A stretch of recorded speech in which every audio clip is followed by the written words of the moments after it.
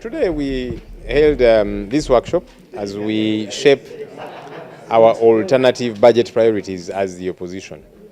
It's a bit of a different modus operandi this time around. We've made it consultative. We're consulting different opposition political parties, civil society organizations, and other stakeholders so that they get to have their input. That way, the ordinary Ugandan people will get to see themselves through our alternative budget, which we shall present in not too long from today.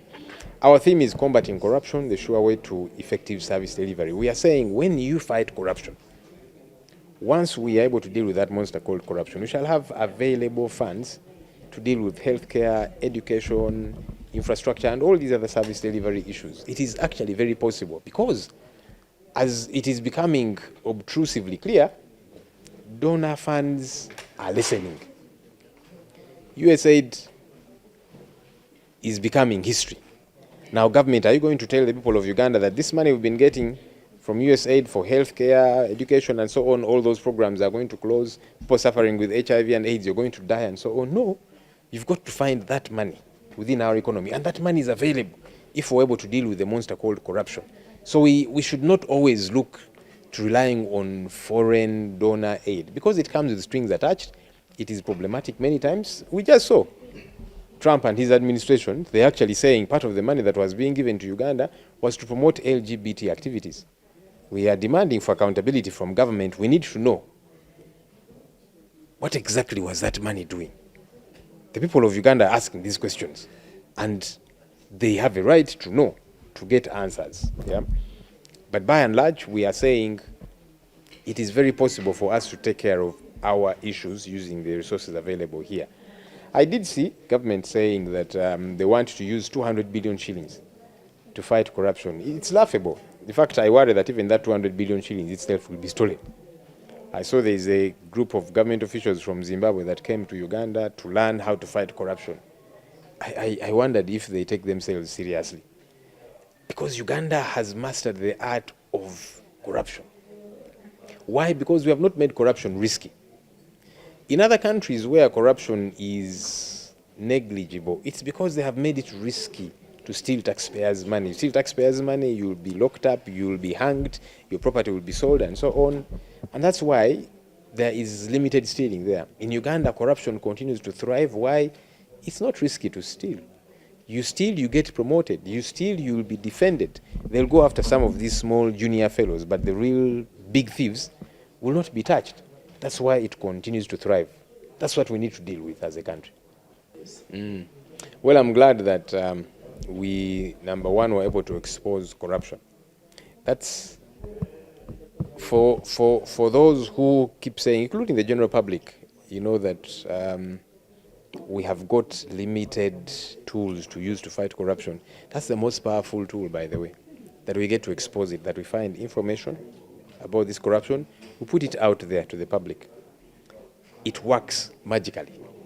And I'm glad that the public came on board. You did see the protests. Yes, police and the military kept foiling them and so on.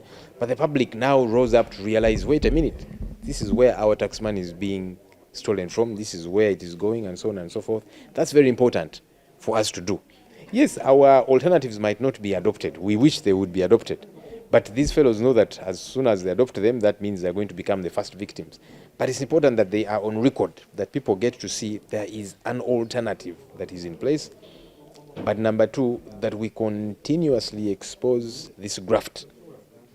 That's why even new journalists nowadays are being beaten. When you are exposing certain things, whether it be brutality and so on, they know that that's a powerful thing. So we'll keep exposing all the ills there are.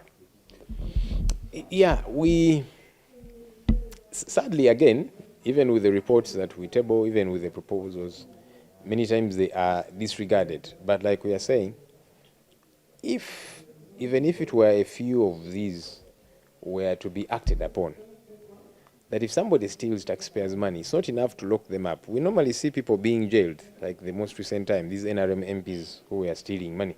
They were arrested, locked up for about 2 weeks, and then freed. And that's where the matters do end.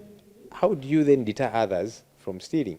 So we are saying, let's go all the way. Lock these people up. There should never be a loss of taxpayers' money. those people should pay back that money. Let's sell their property.